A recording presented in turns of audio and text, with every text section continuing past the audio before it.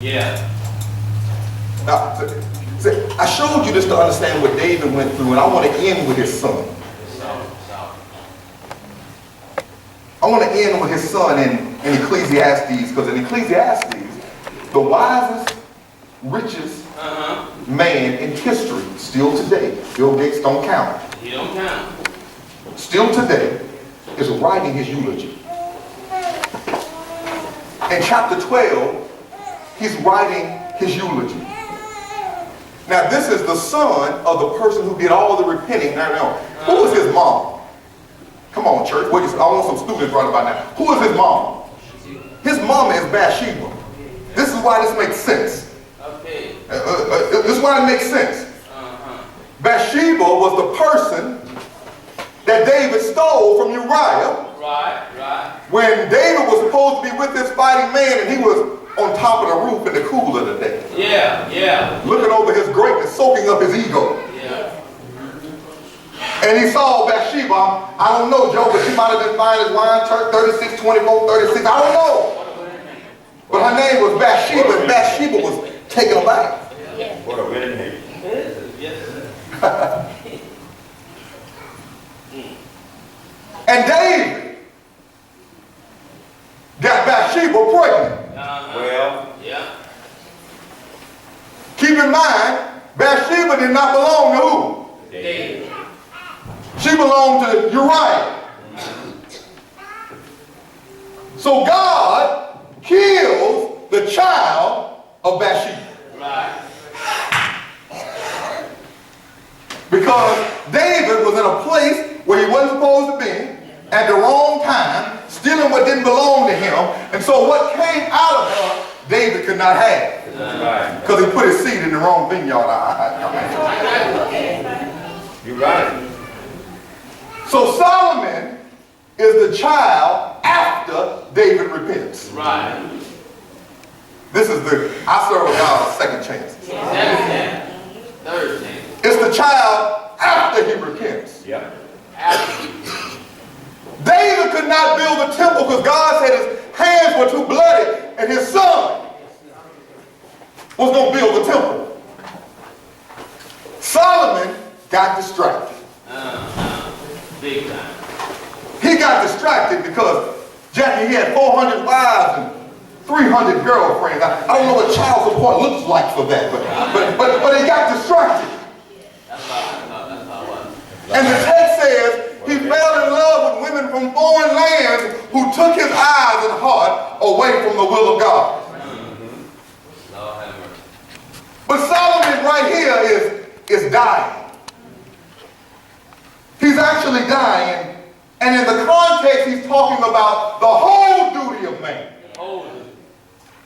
He finally figured it out. Wisest man of all time. He figured it out. And then the whole duty of man. It actually is verse 13 and 14. That's not it right there. It's verse 13 and 14. If you got your Bible, go to Ecclesiastes Chapter 12, verse number 9.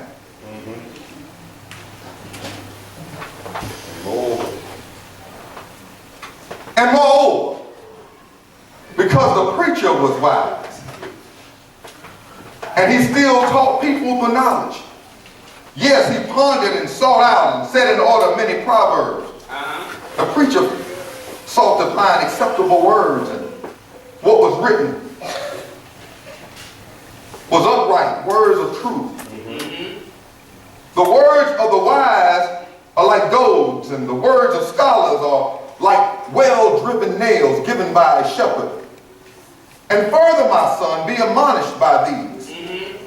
Of making many books there is no end, and much study is wearisome to the flesh. Now,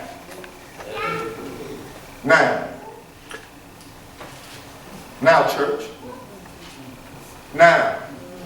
That's us now. Yeah. That's us now. Yes. Now. Yeah. Let us hear the conclusion. Let us hear the conclusion of the whole matter. Not a piece of it, but the whole matter. Oh, man. Fear God. Fear God. The context, people, that's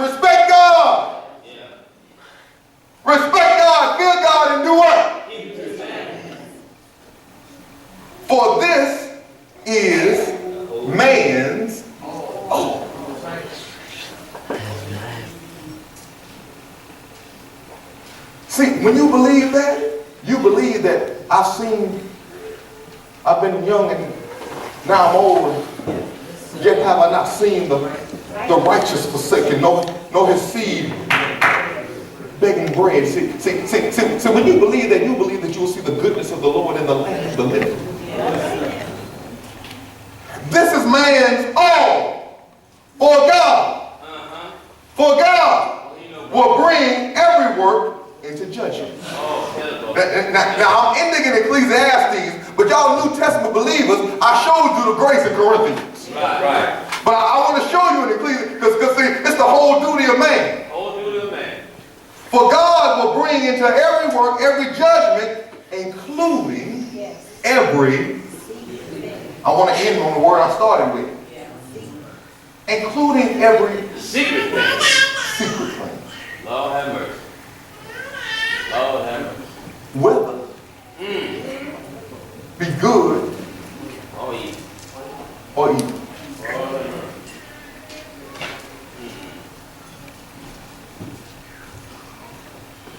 Babe, can you come for a second? Can you come for a second?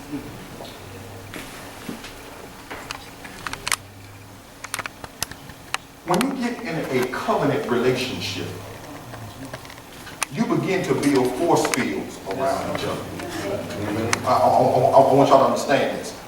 Because some of us married folk, we still dating and we've been married 20 years. Watch it now. Watch If you get married to a spouse every day, you're something wrong. I'm sorry. I'm sorry. I'm sorry. I know somebody in here said, you just ain't been married long. You just wait. No, I'm sorry. That's right. That's right. That's right. Because when we talked about it a little bit Sunday night, when she see it, I don't have to wait. And when I see it, she don't have to see it. And so the covenant builds a protection. But that's why I have to divulge myself to her. I know some of y'all got secret things in your covenant relationship. But I have to divulge myself to her because if she understands my weaknesses, she can help me be stronger. Amen. This is the text. That's right, brother. When I am weak, thou art strong. The only relationship, the church and marriage, are the only comparable relationship in the body. I studied it for years. I was so perplexed by that. But once I became enlightened to the fact that she is not designed to make me happy. Say it again, preacher. You know, I'm just going to preach to you, man. She is not designed to make me happy.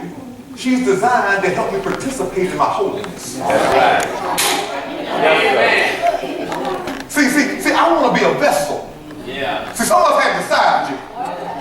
So if I want to be a vessel, I got to get somebody who can help me build my vessel, and so I can come to her and say, baby, I struggle with this. I'm sorry, but will you please help me? See, I walk around, Gordell, in my relationship, sometimes on my knees because I realize that I have weaknesses. I don't walk around my house like this. Where the food at? Come on. Come on. You ain't ready to go yet? Yes, sir. Don't make no sense. Come on, Tim. Yep. Yep. Make a mistake and blame her. What happened to all the money you spent? Well, I wouldn't have spent it if you didn't buy that weed. Yes, sir. Take your time. But see,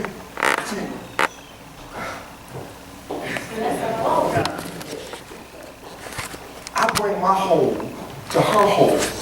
The two wholes become one, and we lift that up to God. Watch this. Jesus, the head of the church, the bride of Christ. We come in here, we fight with